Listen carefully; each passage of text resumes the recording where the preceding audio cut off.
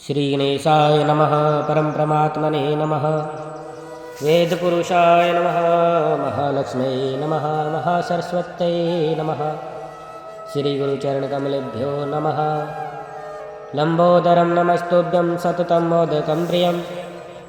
निर्विघ्नं कुरु देव सर्वकार्येषु सर्वदा। देवी प्रपन्नार्थिये प्रसीद प्रसीद माता जगदोऽखिलस्य। प्रसीद विश्वेश्वरि पाहि विश्वं त्वमैश्वरी देवी चराचरस्य। वन्दे देवयुमापतिं सूर्यगुरुं वन्दे जगत्कारणं। वन्दे वनयभूषणं मृगधरं वन्दे पशूनां पतिं। वन्दे सूर्यसकाशवह्नयनं वन्दे मुकुन्दं प्रियं। वन्दे भक्तजनाश्रयं च वरदं वन्दे शिवाशङ्करं। बोलिए शंकर भगवान की जय। यज्ञशाला में शिव का भाग न देखकर तथा दक्ष द्वारा शिव निंदा सुनकर क्रुद्ध हो सती का दक्ष तथा देवताओं को फटकारना और प्राण त्याग का निश्चय। ब्रह्मा जी बोले, हे नारद, दक्ष कन्या सती उस स्थान पर गई जहाँ देवता, असुर और मुनिंद्र आदि के कौतूहलपूर्ण कार्यों से युक्त महान यज्ञ हो रहा था।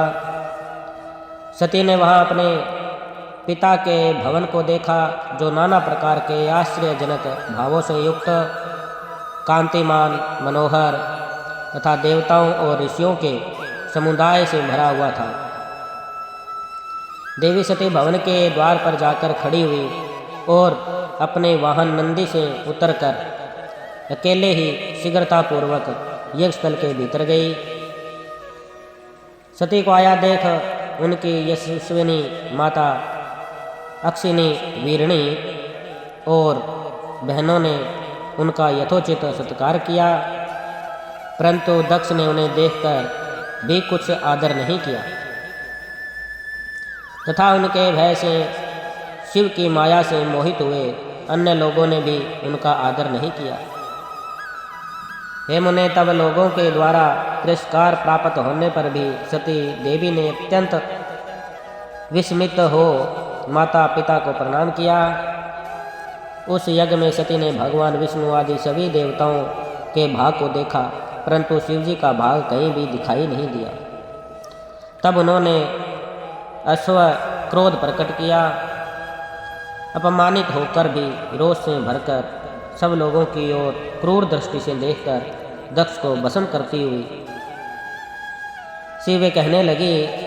सती बोली, आपने परम मंगलकारी शिव को इस यज्ञ में क्यों नहीं बुलाया, जिनके द्वारा यह संपूर्ण चराचर जगत पवित्र होता है, जो यज्ञ स्वरूप यज्ञवेताओं में श्रेष्ठ यज्ञ के अंग, यज्ञ की दक्षिणा और यज्ञ करता है। उन शिव के बिना यह यज्ञ कैसे पूर्ण हो सकता है। अहो, जिनके स्मरण मात्र से सब कुछ पवित्र हो जाता है, उनके बिना किया हुआ यह सारा यज्ञ अपवित्र ही हो जाएगा। द्रव्य, मंत्र आदि, हव्य और कव्य, ये सब जिनके स्वरूप है, उन शिव के बिना यज्ञ का आरंभ कैसे किया गया। क्या आपने शिवजी को सामान्य देवता समझकर उनका अनादर किया है। हे अधमपिता, अवश्य ही आपकी बुद्धि आज भ्रष्ट हो गई है। ब्रह्मा, विष्णु आदि सभी देवता महेश्वर की सेवा करके अपनी पदवी पर अधिष्ठित हैं। निश्चय ही आप अभी तक उन शिव को नहीं जानते। ये ब्रह्मा, विष्णु आदि देवता तथा मुनि अपने प्रभु भगवान शिव के बिना इस यज्ञ में कैसे चले आए। ब्रह्मा जी बोले, ऐसा कहकर शिव स्वरूपिणी परमेश्वरी विष्णु आदि सब देवताओं को अलग अलग फटकारती हुई कहने लगी। सती बोली, हे विष्णु, श्रुतियाँ जिन्हें सद गुण एवं निर्गुण रूप से प्रतिपादित करती है, क्या आप उन शिव जी को यथार्थ रूप से नहीं जानते हैं। हे विष्णु, यद्यपि पूर्व काल में शिव जी ने शाल्यवादी रूपों के द्वारा आपके सिर पर हाथ रखकर कई बार शिक्षा दी है, फिर भी हे दुर्बुद्धे, आपके हृदय में ज्ञान उत्पन्न नहीं हुआ है और आपने अपने स्वामी शंकर के बिना ही इस यज्ञ में भाग ग्रहण कर लिया। हे ब्राह्मण, आप पूर्व काल में जब 5 मुख वाले होकर सदाशिव के प्रति गर्वित हो गए थे, तब उन्होंने आपको 4 मुख वाला कर दिया था। आप उन्हें भूल गए, यह तो आश्चर्य है। हे इंद्र, क्या आप शंकर के पराक्रम को नहीं जानते? कठिन कर्म करने वाले शिव जी के ही आपके वज्र को भस्म कर दिया था। हे देवताओं, क्या आप लोग महादेव का पराक्रम नहीं जानते? हे अत्रे, हे वशिष्ठ, हे मुनियों, आप लोगों ने यह क्या कर डाला? जब शिवजी दारुवन में भिक्षाटन कर रहे थे और आप सभी मुनियों ने उन भिक्षुक रुद्र को शाप दिया, तब शापित होकर उन्होंने जो किया था उसे आप लोग कैसे भूल गए? उनके लिंग से चराचर सहित समस्त भुवन दग्ध होने लगता था। ऐसा लग रहा है कि ब्रह्मा विष्णु आदि समस्त देवता तथा अन्य मुनिगण मूर्ख हो गए हैं, जो कि भगवान शिव के बिना ही इस यज्ञ में आ गए। अंगों सहित सभी वेद, शास्त्र एवं वाणी जिनसे उत्पन्न हुई है, उन वेदांत वेद भगवान शंकर को जानने में कोई पार नहीं पा सकता है। ब्रह्मा जी बोले, नारद, इस प्रकार क्रोध से भरी हुई जगदम्बा सती ने वहाँ व्यथित हृदय से अनेक प्रकार की बातें कही। श्री विष्णु आदि समस्त देवता और मुनि जो वहाँ उपस्थित थे, उनकी बात सुनकर चुप रह गए और भय से व्याकुलचित हो गए। तब दक्ष अपनी पुत्री के उस प्रकार के वचनों को सुनकर उन सती को क्रूर दृष्टि से देखकर क्रोधित होकर कहने लगे। दक्ष बोले, हे भद्रे, तुम्हारे बहुत कहने से क्या लाभ? इस समय यहाँ तुम्हारा कोई काम नहीं है, तुम चली जाओ या ठहरो। तुम यहाँ किस लिए आई हो? सभी विद्वान जानते हैं कि तुम्हारे पति शिव मंगल रहित, कुलीन तथा वेद से बहिष्कृत है और भूत प्रेतों के स्वामी हैं। इसलिए हे पुत्री, मुझ बुद्धिमान ने ऐसा जानकर कुवेशधारी शिव को देवताओं और ऋषियों को इस सभा में नहीं बुलाया। मुझ पापी दुर्बुद्धि ने ब्रह्मा जी के द्वारा प्रेरित किए जाने पर शास्त्र के अर्थ को न जानने वाले उद्दंड तथा दुरात्मा रुद्र को तुम्हें प्रदान कर दिया था। इसलिए सूची समित तुम क्रोध छोड़कर शांत हो जाओ और यदि इस यज्ञ में तुम आ ही गई हो तो अपना भाग ग्रहण करो। ब्रह्मा जी बोले, दक्ष के इस प्रकार कहने पर त्रिभुवन पूजिता दक्ष पुत्री सती निंदायुक्त अपने पिता की ओर देखकर अत्यंत क्रोधित हो गई। वे सोचने लगी कि अब मैं शंकर जी के पास कैसे जाऊं? मैं तो शंकर को देखना चाहती हूं, किंतु उनके पूछने पर मैं क्या उत्तर दूंगी?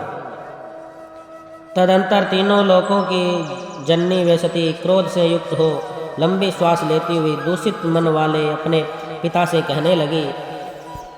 सती बोली, हे महादेव जी की निंदा करता है, जो महादेव जी की निंदा करता है अथवा जो उनकी हो रही निंदा को सुनता है, वे दोनों तब तक नरक में पड़े रहते हैं जब तक चंद्रमा और सूर्य विद्यमान है। अतः हे तात, मैं अग्नि में प्रवेश करूंगी और अपने शरीर को त्याग दूंगी। अपने स्वामी का अनादर सुनकर अब मुझे जीवन से क्या प्रयोजन? शिव निंदा सुनने वाला व्यक्ति यदि समर्थ हो तो वह स्वयं विशेष यत्न करके शंभु की निंदा करने वाले की जीभ को बलपूर्वक काट डाले, तभी वह शिव निंदा स्वर्ण के पाप से शुद्ध हो सकता है। इसमें संशय नहीं है। यदि मनुष्य कुछ प्रतिकार कर सनकने में असमर्थ हो तो बुद्धिमान पुरुषों को चाहिए कि वह दोनों कान बंद करके वहाँ से चला जाए, तब वह पाप से शुद्ध हो सकता है, ऐसा श्रेष्ठ विद्वान कहते हैं। ब्रह्मा जी बोले, इस प्रकार धर्म नीति कहकर वे सती पश्चाताप करने लगी और उन्होंने व्यथित से भगवान शंकर के वचनों का स्मरण किया। तदंतर सती ने अत्यंत कुपित हो दक्ष तथा उन विष्णु आदि समस्त देवताओं और मुनियों से भी निडर होकर कहा। सती बोली, हे तात, आप शंकर के निंदक है, अतः आपको पश्चाताप करना पड़ेगा। इस लोक में महान दुख भोगकर अनंत में आपको यातना भोगनी पड़ेगी। इस लोक में जिन परमात्मा का न कोई प्रिय है न अप्रिय है, उन द्वेष रहित शिव के साथ आपके अतिरिक्त दूसरा कौन वेर कर सकता है। जो दुष्ट लोग हैं वे सदा ईर्ष्यापूर्वक यदि महापुरुषों की निंदा करें तो उनके लिए यह कोई आश्चर्य की बात नहीं है। परंतु जो महात्माओं के चरणों की रज से अपने अज्ञान अंधकार को दूर कर चुके हैं, उन्हें महापुरुषों की निंदा शोभा नहीं देती। जिनका शिव या 2 अक्षरों का नाम कभी बातचीत के प्रसंग से मनुष्यों की वाणी द्वारा एक बार उच्च रहित हो जाए तो वह संपूर्ण पाप राशियों को शीघ्र ही नष्ट कर देता है। अहो खल स्वरूप आप शिव से विपरीत होकर उन पवित्र कीर्ति वाले निर्मल अलंघ्य शासन वाले सर्वेश्वर शिव से विद्वेष करते हैं। महापुरुषों के मन रूपी मधुर कर ब्रह्मानंदमय रस का पान करने की इच्छा से जिनके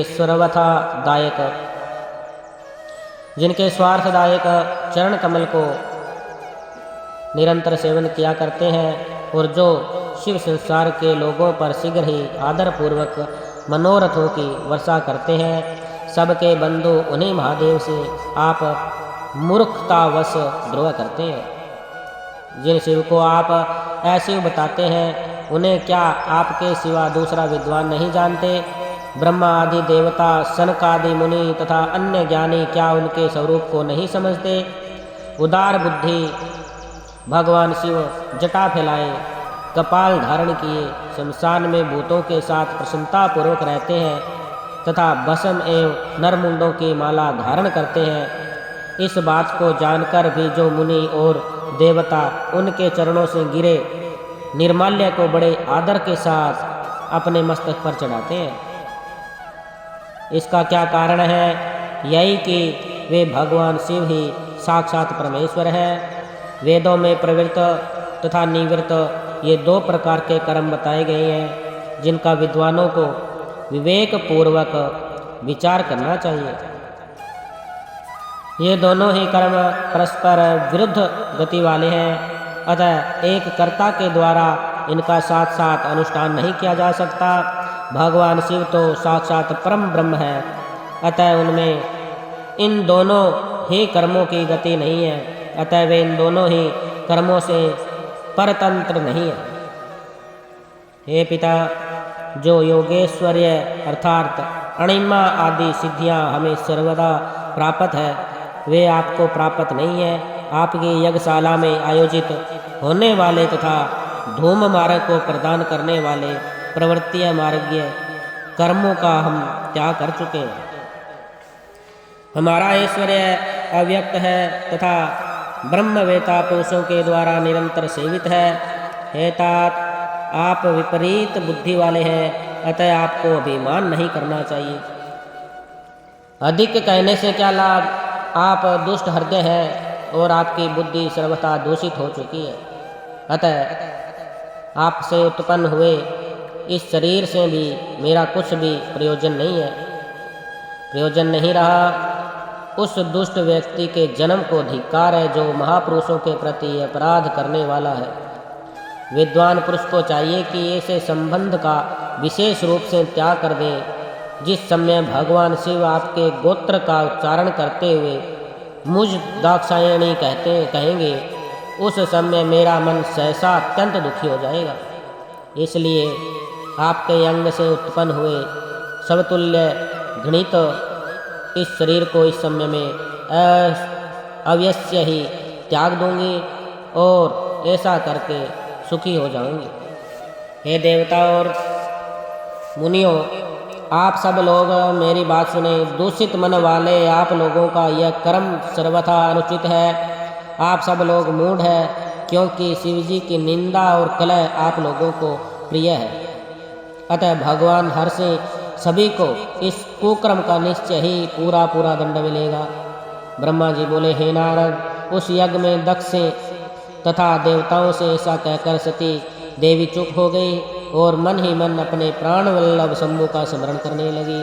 बोलिए शंकर भगवान की जय।